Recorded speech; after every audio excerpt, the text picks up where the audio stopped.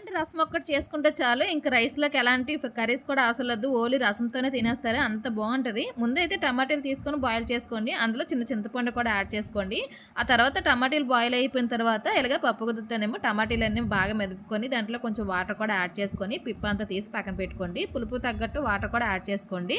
దానికి మంచి రసం పొడి అయితే రెడీ చేసుకుందాం. ముందైతే 1 టేబుల్ స్పూన్ ధనియాలు, 2 టేబుల్ స్పూన్ కందిపప్పు, 1/2 టేబుల్ స్పూన్ మిరియాలు, 1/2 టేబుల్ స్పూన్ జీలకర్ర, 1/2 టేబుల్ స్పూన్ మెంతులు, 4 లేదా 5 ఎండుమిరపకాయలు కూడా వేసి కొంచెం ఫ్రై చేసుకోవాలి. దాని తర్వాత మిక్సీ పట్టే ముందు ఎల్లుల్లిపాయలు కూడా యాడ్ చేసుకొని మిక్సీ పట్టుకుంటే రసం పొడి రెడీ అయిపోతుంది. ఇదే రసంలోనైతే 2 ఎండుమిరపకాయలు, పసుపు, సాల్ట్ కూడా యాడ్ చేసుకొని రసం పొడి అయితే 2 టేబుల్ స్పూన్లు యాడ్ చేసుకొని కొంచెం కొత్తిమీర కూడా యాడ్ చేసి 5 నిమిషాల పాటు బాయిల్ చేసుకుంటే మన టమాటా రసం అయితే రెడీ అయిపోతుంది. చివరగా అయితే తాలింపు వేసేసుకోవడమే. నేనైతే తాలింపులో అయితే ఎలాంటివి కూడా యాడ్ చేయలేదు. ఓన్లీ తాలింపు గింజలు, ఎల్లుల్లిపాయలు, ఎండుమిరపకాయలు, కరివేపాకు మాత్రం యాడ్ చేశాను. మన రసం అయితే రెడీ అయిపోయింది. ఎక్సలెంట్‌గా ఉంటది. ఇలాంటి రసం ఒకటి ఉంటే చాలు, కర్రీస్ కూడా అవసరం లేదు.